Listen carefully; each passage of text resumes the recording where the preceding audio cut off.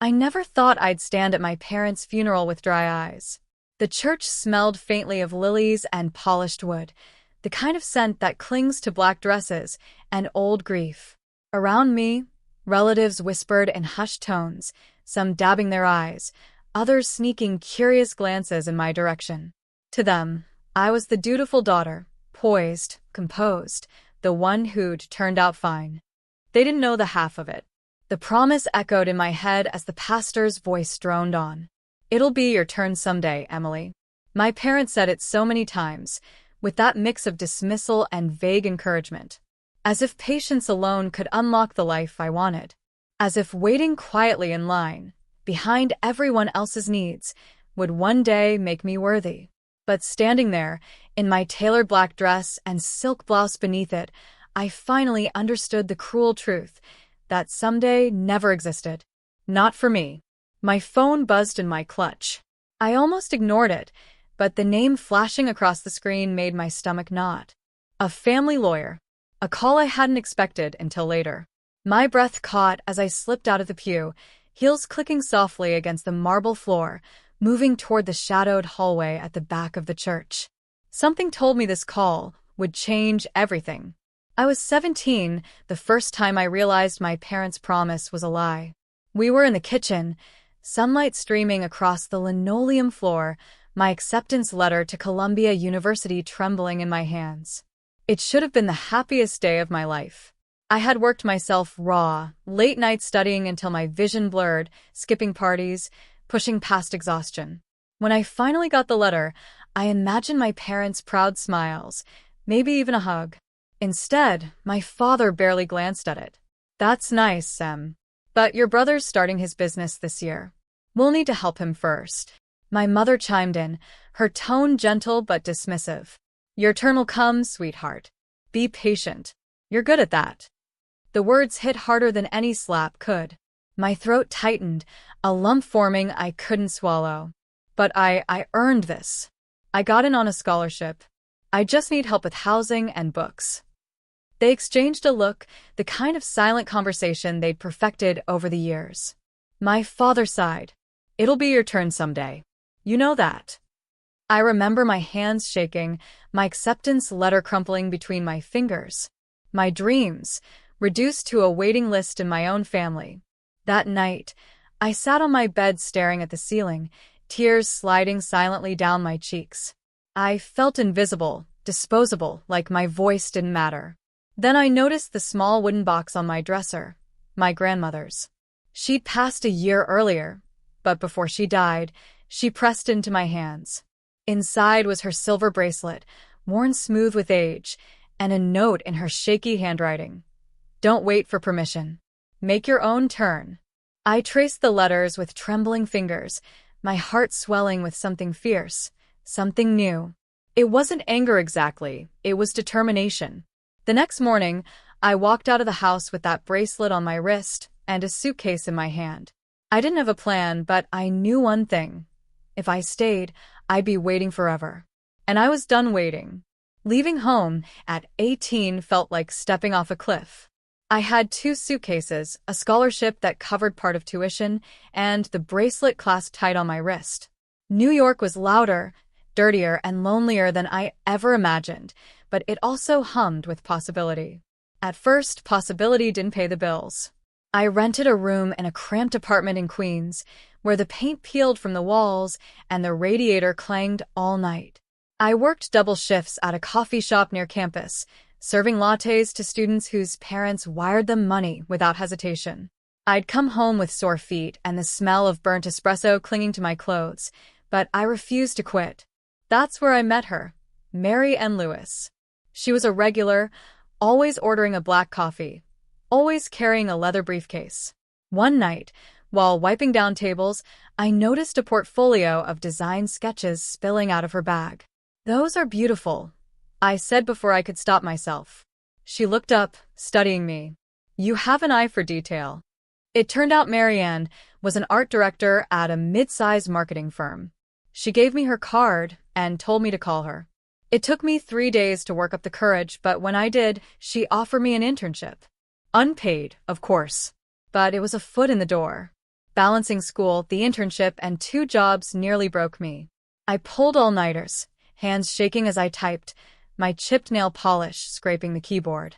There were days I doubted myself so deeply I could hardly breathe. But every time I wanted to give up, I touched the bracelet on my wrist and whispered my grandmother's words. Make your own turn. Slowly things shifted. My first small win came when one of my designs, a simple campaign for a local bookstore, got approved by a client. I remember running my fingers over the printed flyer, tears blurring my vision. It wasn't much, but it was mine.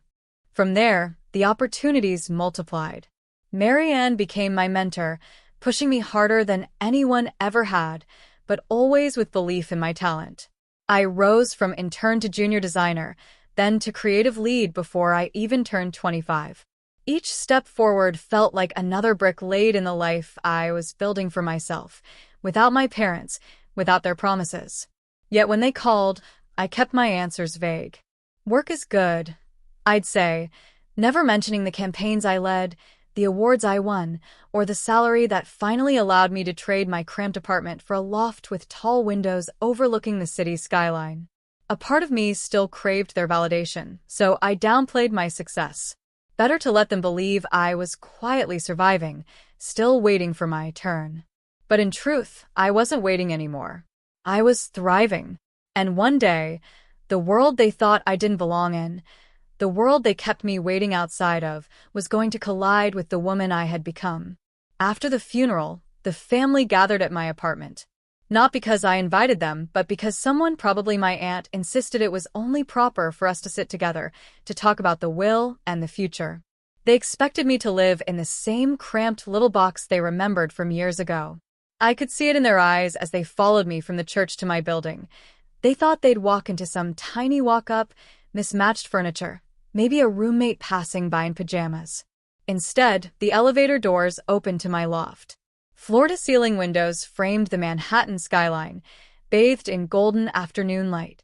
A grand abstract painting hung on the far wall, one I'd commissioned from a rising female artist. Shelves lined with books and awards reflected years of work I had kept hidden. In the corner, fresh white lilies stood in a glass vase, their fragrance cutting through the heaviness of the day. The silence was deafening. My cousin whispered first. "Emily, this is your place?" I set my clutch on the marble kitchen island, slipping off my heels with casual ease. "Yes," I said softly. "This is mine." My uncle chuckled, awkwardly. "You must be renting." I turned to him, meeting his eyes without flinching. "No. I own it. Every square foot." The room froze. My father's siblings, people who had spent years pitying me, assuming I was the forgotten child, shifted uncomfortably. I could feel their eyes moving over the tailored furniture, the delicate sculptures, the sleek workspace where my laptop sat open beside a half-finished proposal. My aunt finally spoke, her voice brittle. "But how? Your parents never said." I almost laughed. Of course they never said. My parents had spent their lives telling me to wait, convincing everyone else that I was content to live in the shadows. Even at the end, they clung to that story. I took a breath, the weight of years pressing against my chest. They told me it would be my turn someday. But someday never came. So I stopped waiting. I built my own. I walked to my desk, picking up a framed photo of me and Marianne from the night we won our first industry award together. I'm creative director at my own firm now. I have clients across the country. And yes, I did it without their help. The words hung in the air like a thunderclap. My cousin's mouth dropped open. My uncle looked away. My aunt pressed a trembling hand to her lips. They didn't know whether to feel ashamed, proud, or threatened. I let the silence stretch before adding, "Do you know what the hardest part was? Pretending I was still waiting. Pretending I didn't already have the life they told me I wasn't ready for." A ripple of unease passed through the room. For the first time, I wasn't the quiet daughter in the background. I wasn't the patient one, the afterthought. I was the woman who had surpassed every limit they set for me. And they were finally seeing it. I didn't need to raise my voice. My truth spoke louder than any anger could. I poured myself a glass of water and let them sit in the silence, their eyes darting across the room, their minds scrambling to adjust to this new version of me. For so long, they had measured me against the lie my parents spun, the daughter who was still waiting for her turn. Now, confronted with the truth, they looked like people who had stumbled into a room where the floor had shifted beneath them. My cousin Olivia finally broke the silence. "Emily, you could help us, right?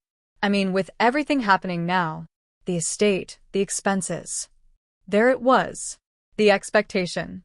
The same hand-me-down entitlement that had once crushed me. I set the glass down slowly. "I could," I said, my voice calm even. "But I won't. Not without conditions." Their faces shifted, a mix of confusion and insult. My uncle leaned forward. "Conditions?" "Yes." I stood a little taller, feeling the weight of my grandmother's bracelet on my wrist. For years, I was told to wait, to be patient, to let others go first. I nearly lost myself in that waiting. But I rebuilt. And if I'm going to share what I've built, then the people around me will need to do some rebuilding too. I turned to Olivia. "You complain about your job every time I see you, yet you stay, because it's comfortable. My condition for you is this. Apply for the position you told me about last year, the one you said you weren't good enough for. I'll help you prep for the interview, but you must promise to stop selling yourself short." Her eyes widened, her lips parting as though to argue, but no words came. Then I faced my uncle. "You've borrowed money from nearly everyone in this family, always promising to pay it back and never do. My condition is simple. Get professional help for your financial habits. I'll fund a counselor for 6 months, but not a penny more until you show me receipts." His face flushed crimson, but he didn't interrupt. Finally, I looked at my aunt. She had been the quiet enabler, the one who smiled politely while others dismissed me. "You've spent your life keeping the peace at the expense of your own voice. My condition for you is to stop. Speak up. Say what you want instead of hiding behind what's convenient. You owe that to yourself." The room was heavy with tension, but beneath it, I felt something new flickering: respect. "I'm not here to punish you," I added, softening my tone. "I'm here to set terms that lead to growth. Because if there's one thing I've learned, it's that waiting for someone else's permission is the surest way to waste your life. I won't let any of you keep doing that. Not if you want me in your corner." No one spoke for a long time. They were stunned, maybe even ashamed. But for once, their silence wasn't dismissive. It was listening. And for the first time, I didn't feel like the forgotten daughter. I felt like the one rewriting the rules. The weeks after the funeral passed in a blur. I expected my conditions to be ignored, brushed aside the way my voice had always been. But slowly, hesitantly, they began to shift. Olivia called me one evening, her voice trembling with excitement.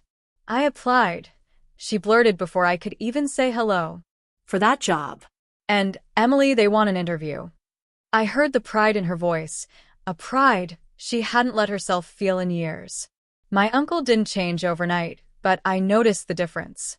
He showed me receipts from his first financial counseling session, his handwriting shaky at the bottom of a budget plan. It wasn't perfect, but it was honest. For a man who had built a life on excuses, honesty was a victory. And my aunt, quiet, polite, always in the background, stunned me most of all. At a family dinner, she spoke up, her voice steady as she disagreed with a relative's plan. The table went silent, then shifted, adjusting to this new version of her. Later, she told me, "It felt good. Like I've been whispering all my life, and finally remembered how to speak." Watching them grow, even in small ways, healed something in me. It didn't erase the years of waiting, of being overlooked, but it reminded me that strength can ripple outward. My fight to claim my own turn wasn't just mine. It gave others permission to claim theirs, too. One night, I sat by my window, the city glowing like a galaxy below. I unclasped my grandmother's bracelet, running my fingers over its smooth silver surface. The note she left me echoed in my memory. "Don't wait for permission. Make your own turn." She had been right all along. My parents' promise of someday had been a chain, one I finally broke. And in its place, I built a life that was fully, undeniably mine. As I fastened the bracelet back on, I whispered into the night. They told me it would be my turn someday. I finally learned it already was.